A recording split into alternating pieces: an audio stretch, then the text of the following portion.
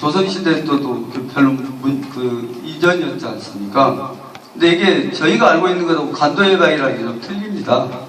그저께 윤희탁 교수님 말씀 들어보니까 간도가 중국으로 넘어가면서 북한하고 이렇게 할 과정에 주민들의 의견을 물었다는데, 그 당시 80%가 있었는데 주민들 절반 이상이 중국으로 붙는 걸 원했답니다. 그래서 이 간도 문제가 사실은 국제법으로는 좀 문제가 되는 부분이 있는 겁니다. 그런데 우리가 백두산에 올라가가지고 여행 가기만 하면 음식 딱 해놓고 백두산 신령님한테 아마 절을 한대요. 그럼 중국 공안들이 그걸 보면서 여기 조그마한 나라에서 와가지고 그거를 보여주니까 힘이 불쾌하답니다.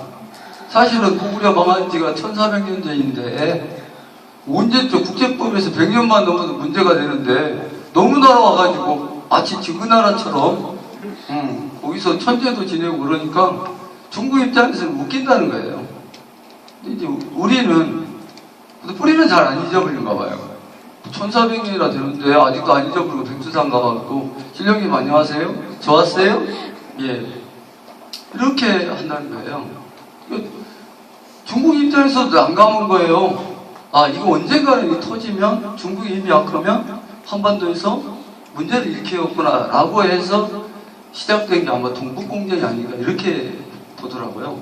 그분은 노무현 그쪽 정부 시절에 이쪽에 관련된 부분에서 일하시는 서경대학교 윤희탁 교수님이고, 어제는 또 전주대 홍성덕 교수님의 독도 강의를 들었는데, 지금 제가 소속된 데서 동북아재단의 독도 연구소 지정이 돼가지고 계속 이렇게 한 달에 한 번씩 합니다. 근데 아직도 제가 더 배울 게 많아가지고 꼭 참석해서 보는데, 사실은 일본에서 독도 떠들어봤자 가만히 있으면 독도 문제는 그게 큰 문제가 되지는 않습니다. 왜냐하면 국제사법재판소에 가는 방법이 없대요. 합의가 당사자 합의하고 제3국 중재만 있지 이미 그걸 가면 한일협정이 파기가 돼야 한답니다. 그러니까 백날 떠들어봤자 독도 문제에서는 별 문제가 되지 않는 거예요. 근데 여기는 알아요. 여기는 북한이 무너지면 이게 북한이 무너지면 중국이 들어올 수도 있다는 거예요. 우리가 들어갈 수도 있고. 근데 만약의 경우에 삼조선설이 확립이 되고 그 다음에 만주에 대한 것이가 된다면 앞으로 100년 뒤에 중국이 약해졌다고 했을 때는 중국의 정권이 우리 측 정권이 들어가든지 우리가 중국을 들어갈 수도 있는 거예요.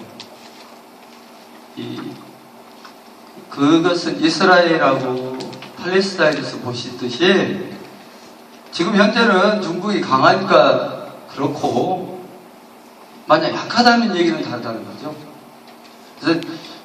그래서 현재 지금 동북아재단이나 이런 쪽은 현상에 대한 연구지 앞으로 100년, 200년대에 관여를 하지 않습니다. 근데 그렇기 때문에 누군가는 나서서 밥 먹고 살 줄 안다면 전혀 영향가 없는 일을 해야 하는 겁니다.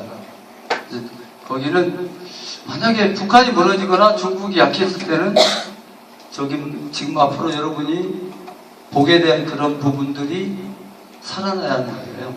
그래서 그래서 연구하게 되겠고요.